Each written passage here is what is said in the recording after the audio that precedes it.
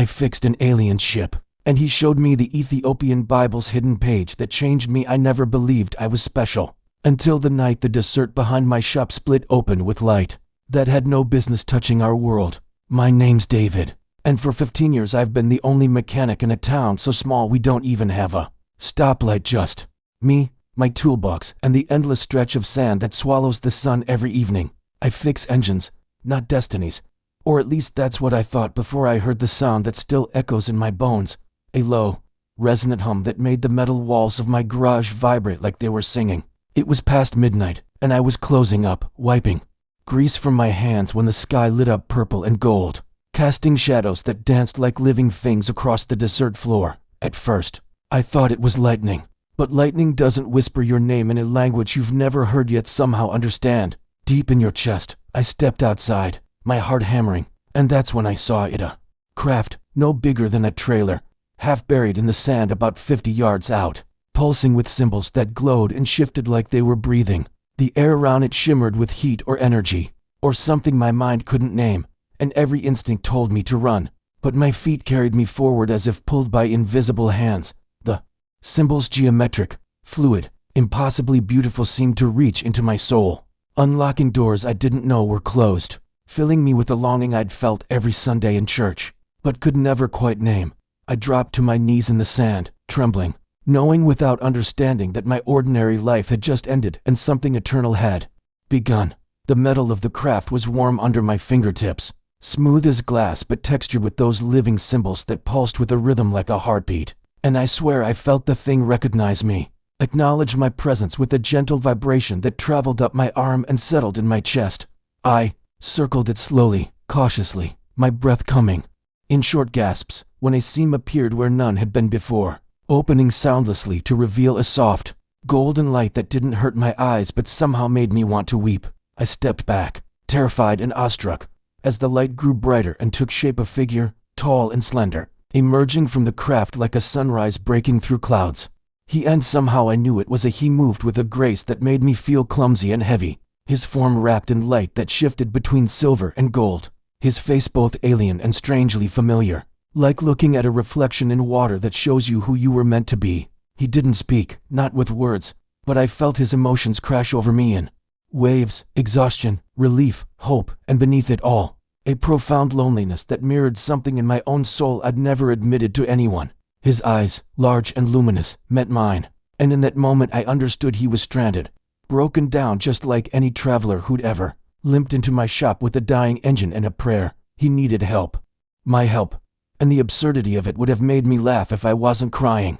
Standing there in the desert at midnight, facing a being from beyond the stars who somehow needed a small-town mechanic to save him. I nodded, not knowing what I was agreeing to, only that saying no wasn't an option, that this moment had been written into the fabric of my life long before I was born. The being gestured toward his craft with a hand that had too many fingers, or perhaps just the right amount for purposes I couldn't fathom, and I understood he was inviting me inside, trusting me with his vulnerability in a way that made my chest ache. I climbed through the opening, ducking my head, and found myself in a space that defied the laws of physics, larger inside than out, filled with crystalline structures that hummed and glowed, some cracked and dark, clearly damaged. The air smelled like ozone, and something else, something clean and ancient, like the smell of rain on stone in a place that's been holy for 1,000 years. I reached out to touch one of the damaged crystals, and knowledge flooded into me, not words or instructions,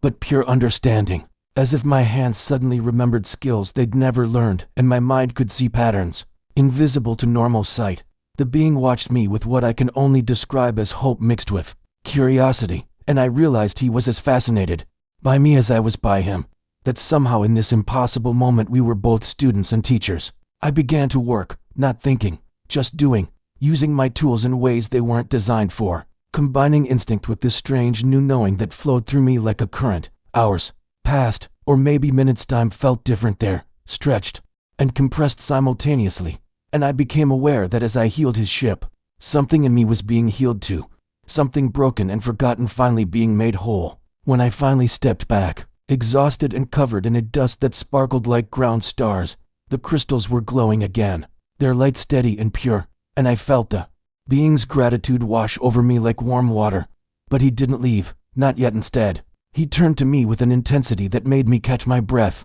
and I felt his question before he asked it, felt his purpose crystallize in the space between us. He'd been searching, traveling vast distances, guided by something he couldn't name, looking for someone who would see him not as a threat or a curiosity, but as a fellow soul in need. His hand, warm, gentle, impossibly real, reached toward me, and I understood that the repair was just the beginning, that he had something to show me, something to share that would crack open everything I thought I knew about God, about Jesus, about the vast and terrifying love that holds all creation together. I nodded again, tears streaming down my face, and whispered the only words that felt true in that sacred moment, "I'm listening." And the being's eyes blazed with light, and the symbols on the walls began to shift and swirl, and I knew, God help me, I knew my life would never be the same, that I was about to be entrusted with a truth too big for my small town, my small life, but somehow exactly the right size for my hungry, seeking heart. The being moved closer to me, and I felt the air between us thicken with something I can only describe as holy electricity, a presence that made the hair on my arm stand up and my heart rate quicken. With a mixture of fear and exhilaration, his communication wasn't like speech, it was deeper than that, more intimate, as if his thoughts were becoming my thoughts, his emotions flowing directly into my chest without the barrier of language to dilute their purity. I understood then that this was how angels must have spoken to the prophets, not with words that could be misunderstood or mistranslated, but with direct transmission of truth that bypassed the mind and went straight to the soul. He showed me images, feelings, memories that weren't mine but became mine in the receiving. Vast distances traveled, countless worlds visited, an endless search driven by purpose so profound it had sustained him across galaxies. I saw through his eyes the loneliness of his journey, the weight of his mission, and underneath it all, a love so fierce and protective it reminded me of how my father used to look at me when I was small and he thought I was sleeping. This being had been watching Earth, watching us, not as a scientist studies insects, but as a guardian watches over something precious and fragile and infinitely valuable. I felt his concern, his hope, his desperate need to find someone who could receive what he carried, and I realized with a shock that made me stagger backward that he had been searching specifically for someone like me, not powerful or important, but open, willing, hungry for truth in a world that had stopped asking the right questions. The repair of his ship hadn't been chance or coincidence. It had been a test, an invitation, a door I had chosen to walk through when I could have just as easily called the authorities or convinced myself I was dreaming. He gestured again, and the space around us transformed, the crystalline walls becoming transparent, then dissolving entirely, until we seemed to be standing in the void of space itself, surrounded by stars that sang with light too beautiful to be merely physical. I gasped, reaching out instinctively for something solid to hold onto, but the being's hand steadied me, and I felt his reassurance flow through the contact, a wordless promise that I was safe, that what I was about to witness was a gift, not a threat. The stars began to move, or we began to move through them, and I saw worlds I had no names for, civilizations rising and falling like waves on an cosmic shore, and threaded through it all, like golden filament, connecting everything. I saw something that made my breath catch in my throat, a presence, vast and loving, holding it all together, maintaining it all with attention so focused and care so tender, that I wanted to weep. This was God's creation, not just Earth, not just humanity, but everything, all of it, every spark of consciousness in every corner of existence, all held in the palm of a love too big to comprehend, but undeniable in its reality. The being turned to me, and I felt his question, his gentle probe. Did I understand? Could I see what he was showing me? That the God I worshipped in my small church in my small town was bigger, grander, more magnificent than any of us had dared to imagine. That his love wasn't limited to one planet or one species, but extended to all thinking beings throughout creation. I nodded, tears flowing freely now, my chest tight with a joy so intense it felt like pain, and I heard myself whisper, "He's everywhere, he's in everything." And the being's emotions surged with affirmation, with relief, with the profound satisfaction of finally being understood. The vision shifted again, and now I saw Earth as he had seen it, approaching from the darkness of space, a blue and green jewel, spinning in the void, and I felt his reverence for it, his recognition that this world was special, set apart, chosen for something extraordinary. He showed me moments from Earth's history, but not the history I'd learned in school. This was deeper, older, more sacred. I saw figures descending from light, beings like him but different, more radiant, more terrible in their beauty. And I understood without being told that these were the angels, the messengers, the watchers mentioned in the ancient texts. I saw them walking among humans in the early days, teaching, guiding, protecting, and I felt the being's own connection to those events, his presence woven into the fabric of our spiritual history, in ways that made my understanding of reality crack and reform. He showed me places, mountains, where prophets had received visions, deserts where saints had wrestled with God. And then my breath caught. I saw Ethiopia, ancient and proud, its highlands glowing with a golden light that seemed to emanate from something precious, being kept safe within its borders. The being's emotions intensified, becoming urgent, focused, and I understood that this was why he had come, why he had searched, why he had chosen to reveal himself to me. There was something in Ethiopia, something preserved and protected, something that had been kept from the wider world, but was now crying out to be remembered, to be understood, to be restored to its rightful place in the story of God's relationship with humanity. I felt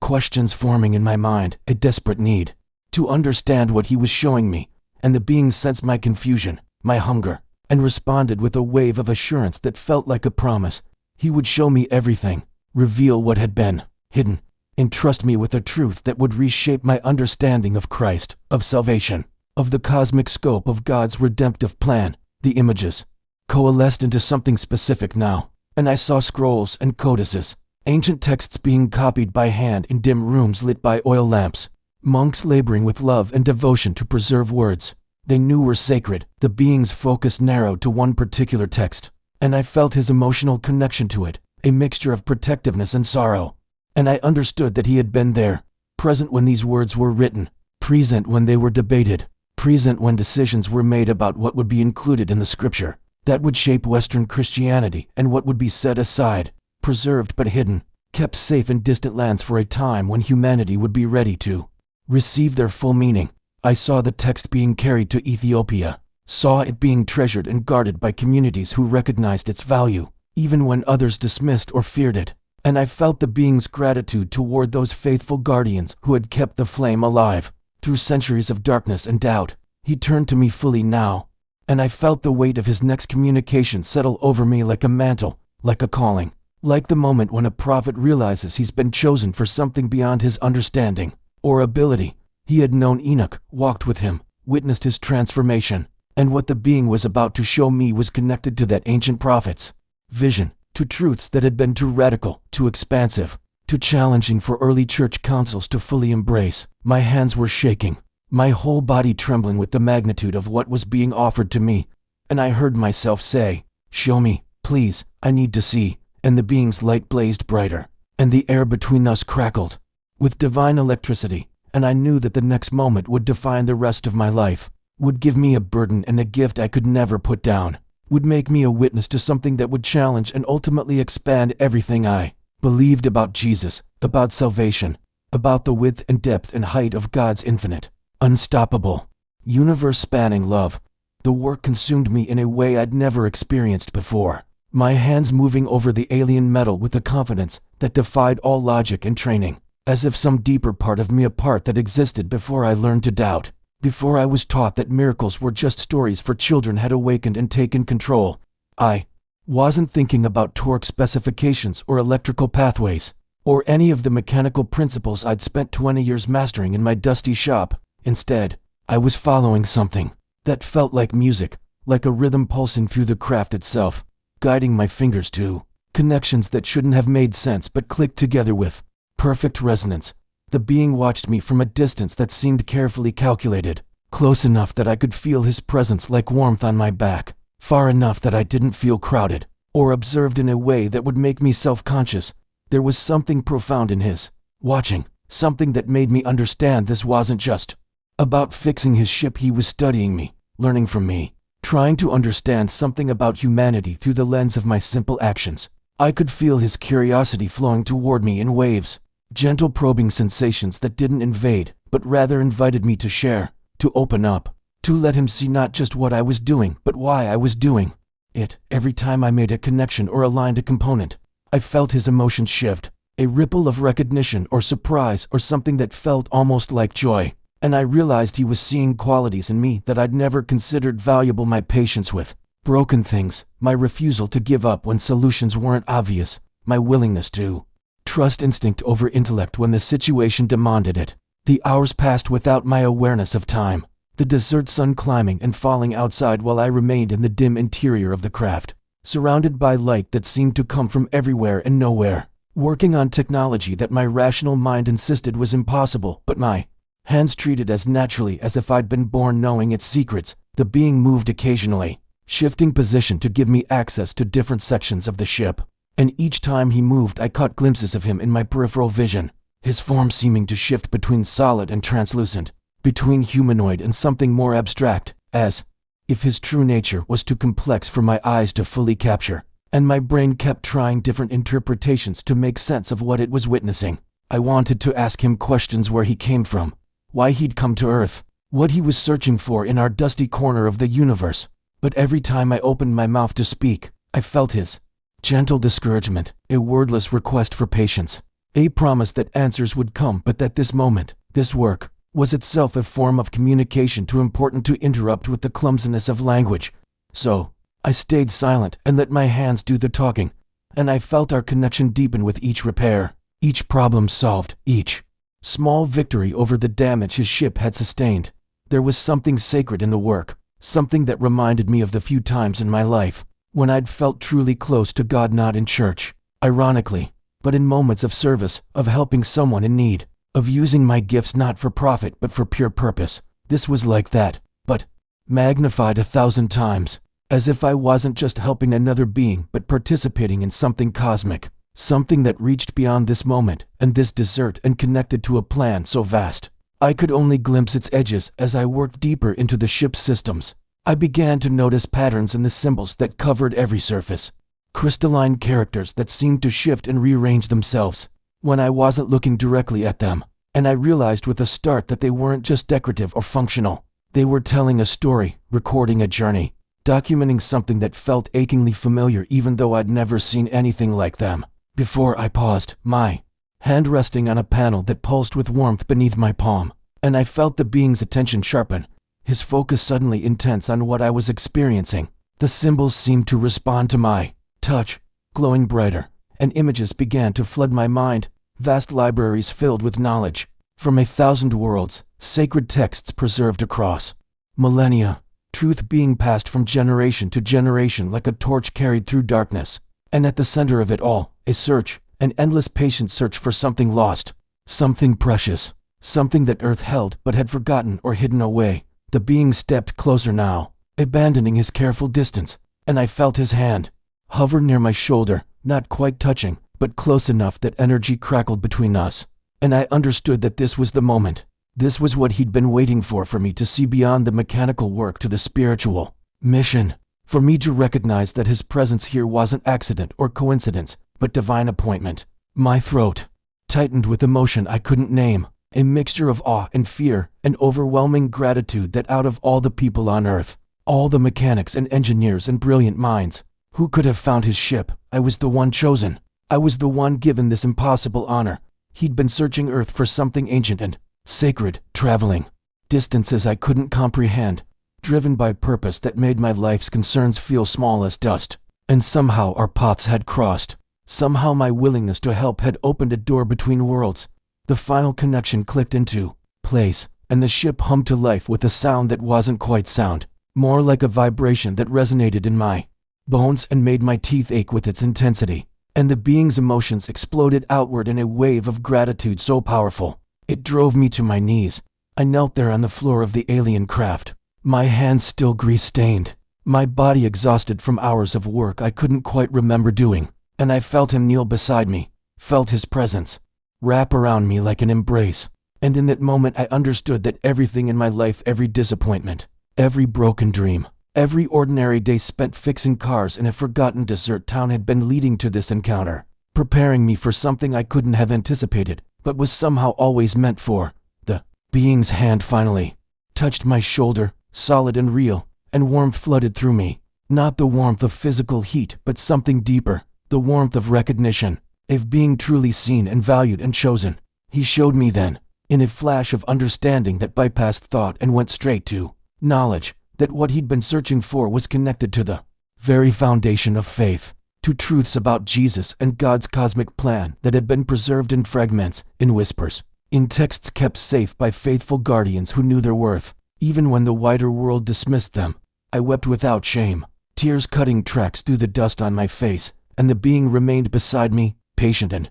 present, waiting for me to absorb what I'd been given, waiting for me to become ready for the next revelation, for the moment when he would show me not just why he'd come, but what he'd been carrying across galaxies, what truth he'd been entrusted to reveal to someone exactly like me, someone small enough to receive it with humility, faithful enough to believe it without proof, and brave enough to share it despite the cost. The being rose from beside me with a grace that defied gravity, and as he stood the air around us began to shimmer and fold, the interior of the craft dissolving into something that was neither solid nor but existed in some state between reality and vision, and I understood without being told that he was about to show me something my eyes alone could never perceive. His hand extended toward the space before us, fingers spread wide, and the atmosphere rippled, like water disturbed by a stone, concentric circles of light expanding outward until they formed a window into time itself, a holographic display so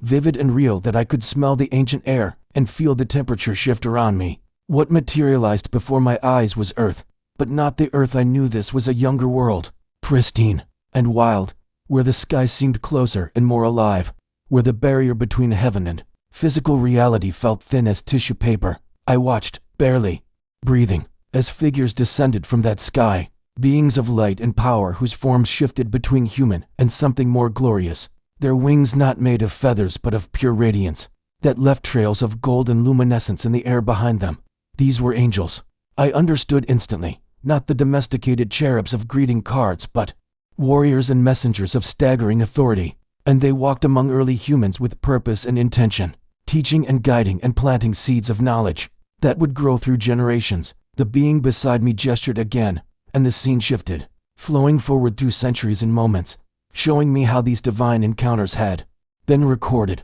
remembered, and woven into the spiritual DNA of humanity's earliest civilizations. I saw scribes working by firelight, their hands moving with sacred precision as they committed these encounters to text, preserving testimonies of divine visitation with the reverence of those who understood they were handling fire from heaven itself. The vision narrowed and focused, drawing my awareness toward a specific land, a specific people, and I recognized Ethiopia even though I'd never been there. Recognized it the way you recognize a place you've seen in dreams. The highlands rising green and ancient under skies that had witnessed mysteries the modern world had forgotten or dismissed. The being's emotions guided my attention like a narrator guiding a reader, and I felt his deep respect for this place, this culture, this faithful remnant who had guarded truths when others let them slip away or deliberately cast them aside. I saw monasteries carved into cliffsides, libraries hidden in caves, monks who devoted their entire lives to the preservation of texts they might never fully understand,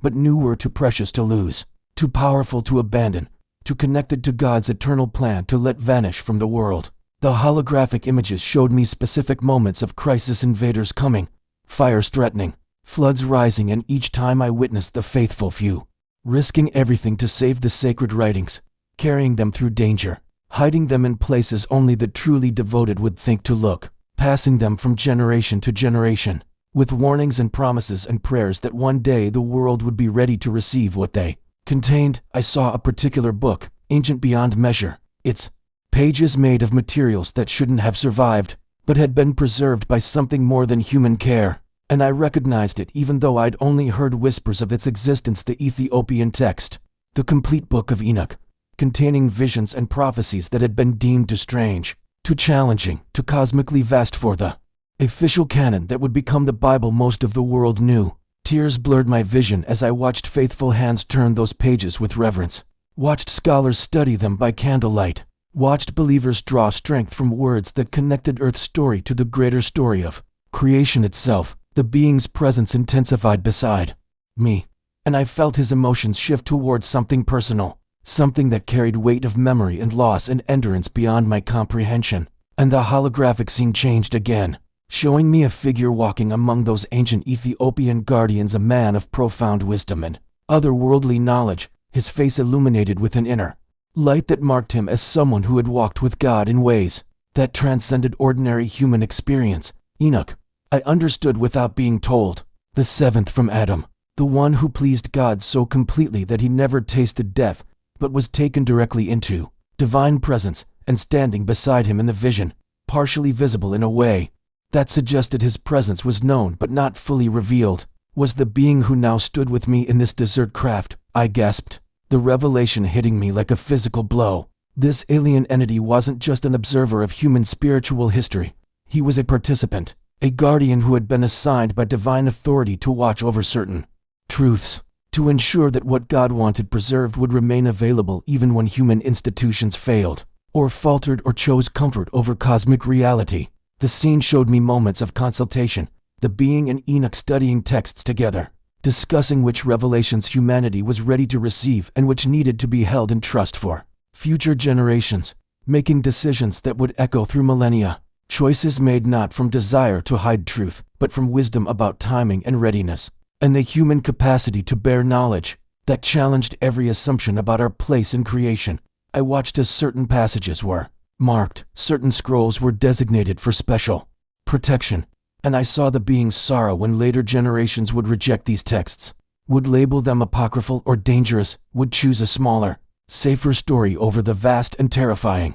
and gloriously infinite reality of God's creative work across dimensions humans couldn't yet fathom. The holographic display began to focus on something specific, a single page from that Ethiopian text, and the being's hand moved through the air with deliberate care, isolating this passage, magnifying it, bringing it forward through time until it floated before me in the present moment, the ancient symbols translating themselves in my mind not through language, but through direct understanding, pure meaning flowing into my consciousness like water into a vessel finally ready to be filled. This was what he had been searching for. I realized not the physical page itself, which still existed in protected archives, but someone ready to truly see it, someone whose heart was prepared to receive what it contained without rejecting it out of fear or pride or the desperate need to keep God small enough to control. The being turned to face me fully now, his luminous form radiating intensity, and I felt his question before he expressed it, felt him asking if I was ready, if I had the courage to see what this page revealed about humanity's origin, about our connection to the stars, about Jesus as something far greater and more wonderful than the confined theological boxes we'd built to contain him. I nodded, unable to speak, my throat tight with emotion and anticipation, and as I gave my consent, the being's hand rose to touch my forehead, and the ancient page burst into light that filled my vision, my mind, my soul, burning away everything I thought I knew and replacing it with truth so beautiful and terrible, and achingly perfect that I understood why it had been hidden, why humanity had needed centuries to become ready, why this moment, this encounter, this revelation required divine timing and a guardian who had waited with patience that measured time in epochs rather than years. The being's touch against my forehead created a sensation I can only describe as remembering something I had never known, as though my soul contained libraries of truth that had been locked away until this precise moment, when the right key finally turned in the right lock. His voice, which until now had been purely emotional, suddenly carried words that formed not in my ears, but in the deepest chamber of my heart, and he spoke a name with such tenderness and familiarity that I understood immediately. This was not historical information but personal memory. Enoch, the man who walked with God, the prophet who saw beyond the veil, the scribe who recorded mysteries that would shake the foundations of every comfortable theology humanity had constructed to protect itself from the overwhelming vastness of divine reality. The being's emotions flooded through me as he spoke, and I felt his grief at how humanity had slowly forgotten, had gradually chosen smaller stories, had allowed fear and institutional control to clip the wings of revelation until God's cosmos was reduced to a single planet, and salvation narrowed to exclude the very breadth of creation that demonstrated his infinite creative love. I saw through his memory now, not just watching but experiencing, and suddenly I was there in that ancient time, standing invisible in a stone chamber where oil lamps cast dancing shadows on walls covered with fresh script, where the air smelled of papyrus and ink and the particular stillness that accompanies moments when heaven touches earth, With unmistakable authority, Enoch sat at a wooden table worn smooth by years of use, his aged hands steady despite their trembling, his eyes bright with the peculiar clarity of those who have seen too much glory to ever be satisfied with ordinary sight again. And beside him, partially visible in a form that suggested rather than defined his true nature, stood my companion, this guardian who had waited millennia to find someone ready to carry forward what had been entrusted to his care. The vision Enoch was recording played out before me with crystalline clarity, and I understood that what I was witnessing was the very moment when truths too large for their era were being committed to safekeeping, preserved in texts that would be cherished by some and rejected by others, hidden away not because they were false but because they were so profoundly true that premature revelation might crush rather than liberate. I heard the being's voice speaking to Enoch in that ancient moment, explaining with infinite patience how God's creation extended beyond what human eyes could see, how the heavens contained multitudes of worlds where conscious beings lived and loved and sought their Creator with the same longing that drove humanity's prayers skyward into what they assumed was empty space. Enoch's hand moved across the parchment with sacred precision, recording revelations about angels who served as messengers between dimensions, about the structure of creation that layered reality upon reality like a master artist building depth through transparent glazes, about humanity's unique role as beings made in God's image who carried divine DNA that connected them not just to Earth, but to the entire symphony of creation, stretching across galaxies that wouldn't be discovered for thousands of years. The being showed Enoch images that my ancient brother struggled to describe with the vocabulary available to him, concepts that required future language, future understanding, future scientific discovery to fully articulate, yet he did his best, capturing the essence even when exact words failed him. I felt the being's admiration for Enoch's courage, his willingness to write down truths that he knew would be challenged, dismissed, and eventually removed from official collections of scripture, because they expanded God's story beyond comfortable boundaries, because they suggested that the incarnation of Christ had implications that reached far beyond one planet's redemption, because they dared to proclaim that divine love was even greater, even more inclusive, even more cosmically magnificent than religious gatekeepers wanted to admit. The scene shifted and I witnessed the moment that broke something in this celestial guardian's heart, when councils of men in later centuries gathered to determine which books would be included in the canon that most of the world would come to know as the Bible, which texts would be deemed acceptable and which would be labeled apocryphal, dangerous, unsuitable for the faithful who apparently needed protection from the full scope of their own spiritual heritage. I watched through tears as the Book of Enoch, complete and powerful and radiating with truths that could transform human consciousness, was set aside by hands that claimed divine guidance but operated from fear of losing control, from desire to keep theology manageable and congregations obedient, and God's story contained within borders they could patrol and defend. The being's anguish filled me as I witnessed faithful Ethiopian monks receiving these rejected texts, recognizing their value even when others could not, devoting themselves to preservation of what the broader church was abandoning, becoming guardians of a fuller revelation that would wait in hidden places until humanity. The chamber dissolved around me, and I found myself back in the desert night, standing before this luminous being whose presence had somehow become less alien and more familiar with each passing moment, as though the distance between our species was merely superficial and beneath the surface. We were branches of the same tree, planted by the same gardener in the same eternal soil. He extended his hand, and the air between us shimmered with energy that made my skin tingle, and suddenly a page materialized before my eyes, hovering in the darkness like a window into another dimension, covered with script that seemed to shift between ancient GS characters and languages I had never studied, yet somehow could read as easily as if they were written in my native tongue. The text glowed with its own inner light, each letter pulsing gently as though alive, as though the words themselves contained power that had been waiting centuries to be released into a world finally ready to receive them, without completely fragmenting under the weight of their implications. My breath caught in my throat as I began to read, and I understood immediately why this particular page had been too dangerous, too revolutionary, too magnificently expansive for the gatekeepers of orthodoxy to allow into common circulation, because it spoke plainly and without apology about truths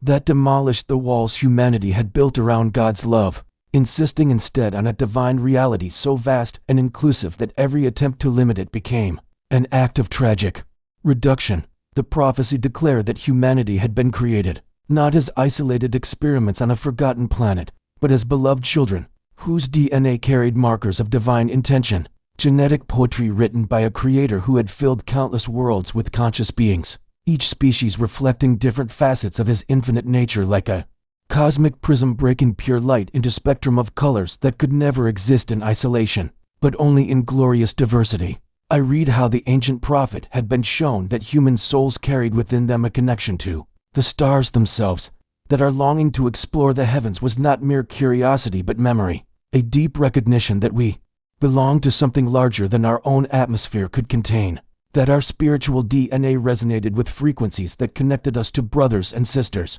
we had never met on worlds we had never seen, but who shared the same creator and the same fundamental hunger for communion with the source of all existence. The words described how the coming of Christ was not meant to be understood as God caring only about earth, while abandoning the rest of his creation to darkness, but rather as the ultimate demonstration that the divine would enter into creation itself, taking on limitation and mortality to prove that no distance was too far, no barrier too thick, no separation too complete, to prevent the Father from reaching his children wherever they existed, throughout the endless expanse of space and time. Tears streamed down my face as I read the revelation that Jesus had been recognized not just by earthly witnesses, but by watchers from distant stars, that his birth had sent ripples through dimensions we barely understood, that the cosmic significance of the incarnation reached far beyond what Sunday school had ever suggested, when they showed us flannel-board figures in a stable surrounded by sheep and shepherds, who seemed to represent the entire audience for redemption's greatest drama. The text explained that Christ had become the bridge between heaven and all creation, that his message of love and sacrifice and resurrection was meant to unite not just tribes and nations on one planet, but all conscious beings everywhere, who struggled with the same fundamental questions about meaning and purpose, and whether the force that created galaxies with such lavish beauty actually cared about individual hearts beating in the darkness. I saw in these ancient words a God so much greater than the one I had imagined, yet somehow more personal, more intimately involved, more passionately committed to relationship with every being he had spoken into existence. A Father whose house had rooms enough not just for different denominations, but for different species, different worlds, different expressions of the same essential truth that love is the foundation of everything that exists and ever will exist. The being watched me read with an expression that somehow conveyed both patience and urgency, as though he had waited ages for this moment, but knew that the window for sharing this revelation would not remain open indefinitely, that I had been chosen not because I was special, but because I was willing, because my heart had remained soft enough to receive truth even when it arrived in forms that contradicted everything I thought I knew about how God operates in his creation. He spoke, again in that voice that bypassed my ears entirely, explaining that this page had been removed because it threatened power structures built on exclusivity, because it suggested that salvation was more generous and grace more abundant than those who claimed to control access to divine favor were comfortable admitting, because it revealed that God's love was not a scarce resource to be rationed carefully, but an infinite ocean in which all beings could swim without ever depleting its depths. I understood then that what I held before me was not heresy, but completion, not contradiction, but expansion, not a threat to faith, but an invitation to believe in a God magnificent enough to fill the cosmos with children and attentive enough to know each one by name, who sent his Son not to save one species but to demonstrate a principle that echoed across creation itself, that the divine would always reach toward those who reached toward him regardless of what form they wore or what planet they called home. I stood there trembling as the weight of what I had just read settled into my bones, like gravity I had never felt before, and the being moved closer to me with movements that seemed to bend space itself, his luminous form casting shadows that defied the laws of physics. I thought I understood from years of working with engines and metal and concrete reality that never asked me to believe in anything I couldn't touch with my own hands. His presence filled the air with something that felt like electricity mixed with holy oil, and when he began to speak again through that wordless communication, that bypassed language entirely and went straight into the center of my chest where fear and hope were fighting for dominance, I felt my knees weaken as though my body understood before my mind could catch up that I was standing at the intersection of everything I had believed and everything I had never dared to imagine. He showed me then not just images but experiences, flooding my consciousness with memories that were not mine yet felt as real as my own childhood. Visions of worlds spinning in distant galaxies where beings of shapes and compositions I had no vocabulary to describe were also seeking, also worshiping, also crying out in their own ways to the same God whose name I had spoken every Sunday, in a small church that suddenly felt not smaller, but perfectly sized. One room in a mansion that stretched across the universe itself, the alien explained, without speaking, that humans had been isolated not as punishment, but as protection, given time to grow and develop until we were ready to understand that we were part of a family so vast that our telescopes had barely glimpsed the edges of the neighborhood where our closest siblings lived and breathed and struggled with their own versions of sin and redemption. I saw in the visions he transmitted directly into my mind that consciousness itself was the signature of the divine, that wherever awareness emerged from the raw material of creation, it bore the fingerprint of a creator who had scattered his children across the cosmos like seeds from a dandelion, trusting that each would take root in their own soil and grow toward the same sun, even if they called it by different names in languages built from different frequencies and vibrations. He showed me civilizations that had risen and fallen on planets whose names existed only in angelic records, species that had discovered mathematics and music and morality independently yet arrived at conclusions that echoed human philosophy so precisely it could only be explained by the theory that all minds were drinking from the same well. All hearts were beating to the same rhythm established before time began, when God first decided that love required someone to love and could not exist in isolation, no matter how perfect that isolation might be. What overwhelmed me most was not the scale of creation but the intimacy within it, the revelation that God's attention was not divided but multiplied, that his capacity to care for each individual soul was not diminished by the astronomical number of souls he had brought into being across dimensions I could barely conceptualize even with the aliens' help translating cosmic reality into concepts my mechanic's mind could process. Without completely short-circuiting, the being placed his hand on my shoulder, and I felt warmth that seemed to carry information, encoded in pure sensation, and I understood that Christ's sacrifice had not been diminished by being part of a larger cosmic narrative but rather magnified, that the willingness of the divine to enter into flesh and limitation and death meant even more. When you understood he could have chosen any of countless worlds, but chose ours, not because we were more deserving, but because every world deserved that demonstration, and ours had been ready at that particular intersection of history and prophecy. I wept openly now without shame as I realized that the message of the gospel was not that we were the only ones who mattered, but that we mattered just as much as everyone else, that God's love was not a pie with limited slices, but a fountain that increased in power the more beings drew from it, and that Jesus had come not to build walls between the saved and the damned, but to demolish every barrier that separated any conscious being from the heart of their Creator, who had never stopped calling them home. The desert night around us seemed to pulse with new meaning as the being showed me one final image, a gathering of representatives from worlds scattered across the galaxy standing together in worship, their forms wildly different yet their expressions unified in adoration of the one who had made them all and loved them all, and had given each species their own prophets and teachers and glimpses of truth appropriate to their development, all paths genuine when they led toward love, and all journeys honored when they were undertaken with sincere heart-seeking connection with something greater than themselves. I understood then that my encounter was not random chance but divine appointment, that the being had crashed near my shop not because his navigation had failed, but because the same God who knew when sparrows fell also knew when mechanics were ready to have their universes expanded, and that my simple act of helping a stranger had opened a door between worlds, because kindness was the universal language that every species recognized even when they had never met, the common currency of souls who remembered even unconsciously that they all came from the same source and were all returning to the same destination by different roads that would converge eventually in a reunion that would make every separation worth enduring and every question worth asking and every doubt worth wrestling with until faith emerged stronger on the other side of struggle. The alien's hand moved from my shoulder to the center of my chest with a deliberation that made the air itself seem to hold its breath. and the moment his palm made contact with the fabric of my work shirt, I felt a surge of energy that was simultaneously gentle and overwhelming, like being caught in a tide that pulled me not down into drowning, but up into a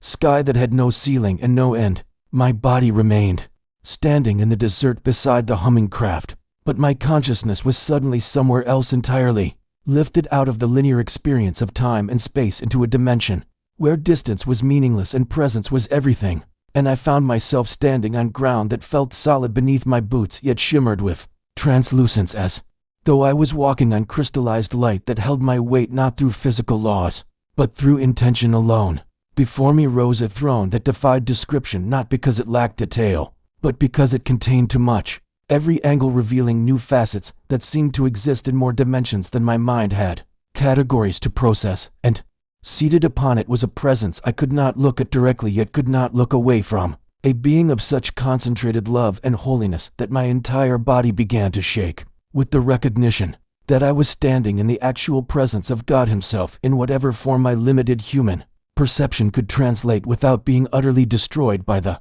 full weight of infinite glory. Around the throne in every direction stretched an assembly so vast that calling it a multitude felt like calling the ocean damp. Beings of every conceivable shape and size and configuration standing shoulder to whatever they had instead of shoulders, and worship so unified it sounded like a single voice despite being composed of billions of distinct expressions of adoration. And I realized with a jolt that shook me even in this vision state that these were not all humans, or even humanoid, but represented species from across the sweep of creation, each one precious and known and loved by the God who had spoken them into existence with the same care He had used when forming Adam from dust. I saw beings that appeared to be made of living crystal, singing in frequencies that bypassed sound and communicated directly through color, and others that resembled nothing so much as conscious clouds of luminous gas pulsing with rhythms that I somehow understood were prayers in a language older than Earth itself, and still others with multiple limbs or no limbs at all,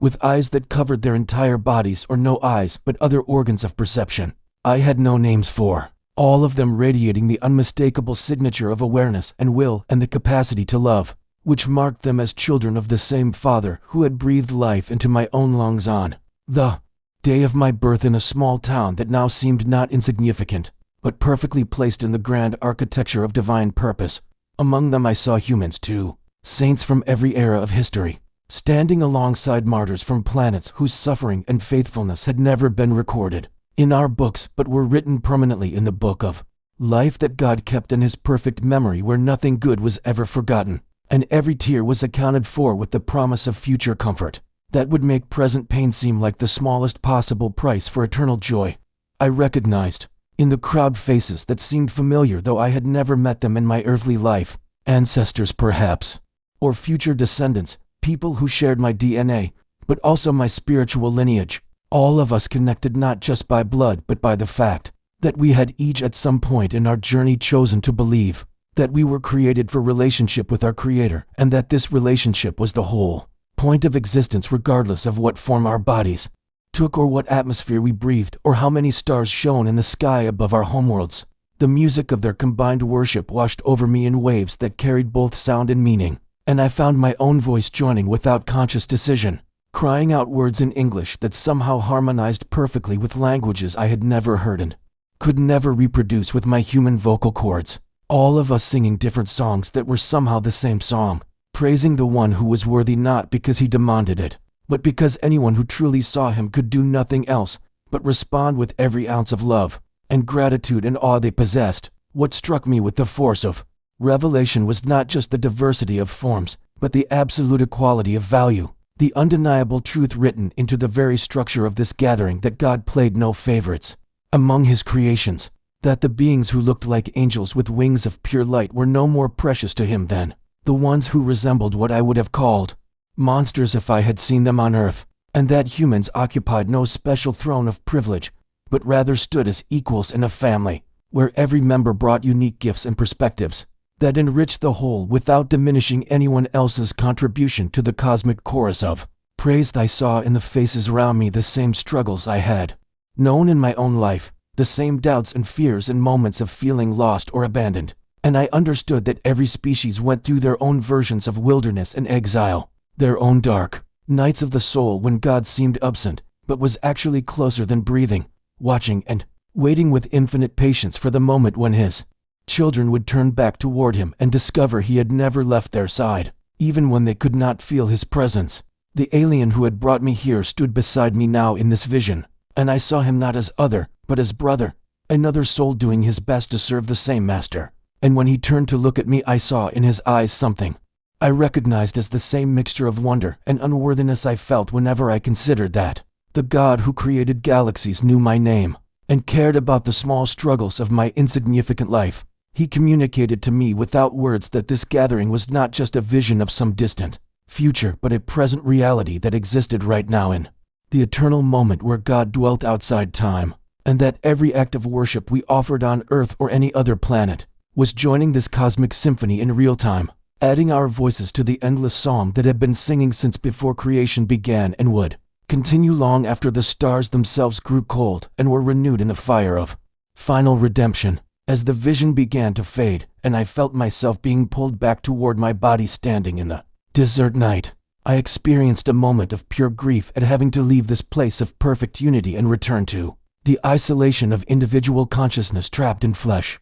But the alien's presence steadied me, and I heard not with ears, but with the same inner knowing that had characterized all his communication, a message that I carry with me still in the deepest part of my being, where truth lives beyond the reach of doubt. He told me that I was returning not as punishment, but as mission, that I had been shown this reality not to torture me with what I could not yet fully experience, but to give me hope and purpose, and that every person I would encounter for the rest of my life was someone who belonged in that assembly round the throne, someone God loved with the same intensity he loved every being I had just witnessed in worship, and that my job now was to live in a way that helped others catch glimpses of that truth, even if I could never fully explain what I had seen or convince anyone who was not ready to believe. The throne room dissolved like morning mist burned away by sunrise, and I gasped as my awareness slammed back into my physical body with a force that dropped me to my knees in the sand, tears streaming down my face, not from sadness but from the impossible weight of having touched something so beautiful that my heart felt too small to contain the memory of it. Yet somehow I knew that the experience had expanded my capacity for love, and that I would spend the rest of my days trying to live up to the vision of unity and worship that had been gifted to me by a being from beyond the stars, who served the same God I had prayed to all my life. Without understanding how vast his kingdom truly was, I was still on my knees when the alien's hand lifted from my chest, breaking the connection that had transported me beyond the veil of ordinary reality. And as my breathing steadied and the desert night reasserted itself around me with its familiar sounds of wind and distant coyotes, I felt the vast silence of his gaze resting on me with an intensity that communicated more than any human conversation ever had. He stood completely still, beside his now humming craft, the cymbals along its hull pulsing in rhythms that seemed synchronized with my own heartbeat, and though his luminous form cast no shadow in the starlight, I felt the weight of his presence as something both ancient and immediate, a being who had walked with prophets and witnessed the turning of ages, now standing before a simple mechanic in the middle of nowhere for reasons that were just beginning to make terrible and wonderful sense. When he finally moved, it was with the slow deliberation of someone performing a sacred ritual, reaching out to place both hands on either side of my face in a gesture that felt simultaneously alien and deeply familiar, like a father blessing a child before sending them into a world that would test everything they believed. And I felt tears continue to stream down my cheeks and over his fingers, which were warm, despite appearing to be made of something closer to light than flesh. His communication flooded into me not as words but as knowing, a direct transfer of meaning that bypassed language entirely, and I understood with crystalline clarity that this encounter was not random chance or cosmic accident, but had been arranged with the same careful attention to detail that God applied to every sparrow that fell and every hair that was numbered, that my small life and smaller acts of faithfulness had been observed and valued, and that I had been chosen not because I was special in the way the world measures significance, but because my willingness to help a stranger without expecting reward had marked me as someone who could be trusted with the truth that would either expand my faith or shatter it, depending on whether my love for God was bigger than my need to have everything fit into the neat categories I had inherited from a religious culture that sometimes confused divine mystery with human certainty. He showed me then without images or visions, but through pure conceptual download, that my act of helping him repair his craft had been a test of the very principle that Jesus had taught when he said that whatever we did for the least of these we did for him, and that this law of sacrificial love was not merely a nice moral teaching for humans to aspire to, but was actually the fundamental operating system of the entire universe, the force that held atoms together and guided the evolution of consciousness across a billion worlds, the gravity of grace that pulled all things eventually back toward their source no matter how far they wandered into darkness or despair. I understood in that moment that the alien before me was not my savior, but my fellow servant, that we both bowed before the same throne I had just witnessed in vision, and that his mission to Earth had been authorized at levels of divine hierarchy I could barely conceive, sent not to replace or correct the gospel message, but to reveal its true scope to a species that had sometimes made the mistake of thinking God's love stopped at the edge of our atmosphere, or that salvation was a members-only club for one particular planet. He communicated that the Jesus I had always worshipped was even more magnificent than I had imagined, not less divine for being cosmically relevant, but more so, the Logos through whom all things and all galaxies were made and in whom all things held together, and that the incarnation I celebrated every December was not God's only visit to his creation, but was the specific expression of his redemptive love that Earth needed in the exact moment when our species was ready to receive it, just as other worlds had received or would receive whatever form of divine intervention their unique circumstances and cultures required. The alien's emotions washed through me as he explained this, and I felt his own awe and worship, his recognition that he was no closer to comprehending the fullness of God than I was, despite having traveled between stars and lived for spans of time that would reduce my lifespan to the length of a single breath, both of us children trying to understand a Father whose creativity and love exceeded every boundary we tried to place around it. When he finally released my face and stepped back toward his craft, I felt the absence of his touch, like a physical loss, a sudden cold that made me want to reach out and grab him and beg him not to leave me alone with this impossible knowledge that I had no idea how to carry back into my normal life, where people argued about politics and complained about gas prices and had no categories for thinking about God as the creator of infinite diversity across infinite space. But he was already moving with purpose toward the now fully restored ship, its surface reflecting starlight in patterns that seemed to spell out words and languages that predated human writing. And he turned back to face me one final time, with a gesture that I recognized as farewell mixed with commissioning, the sending off of someone who has been given a task they did not ask for but cannot refuse because it comes from a source of authority that supersedes personal preference or comfort. His final communication hit me with the force of command wrapped in invitation, the message that I must not hide what I had experienced out of fear of ridicule or rejection, that the truth I had been shown was not meant to be buried like treasure but planted like seed in soil that might seem rocky and resistant, but contained more receptive hearts than I imagined, people who were starving for permission to believe that God was bigger and better and more creative than the small boxes we had tried to trap him in, who were desperate to hear that their questions about life beyond Earth were not threats to faith but invitations to worship a creator whose power and love could not be contained by one world or one species. He impressed upon me that my simple testimony would find its audience, that I was not responsible for convincing anyone or defending what could not be proven by earthly evidence, but only for speaking what I had seen and letting the Holy Spirit do the work of opening eyes and softening hearts that were prepared by that same Spirit to receive exactly this message, at exactly this time in human history, when we stood on the verge of either expanding our understanding of divine purpose or collapsing into tribalism that insisted God belonged exclusively to us. As the craft began to lift from the desert floor with a sound like singing, that contained no mechanical noise but seemed to be pure organized vibration, I felt something pressed into my palm, and looked down to see a crystalline fragment no larger than my thumb, multifaceted and glowing with an inner light that pulsed in the same rhythm I had felt. When his hand was on my chest,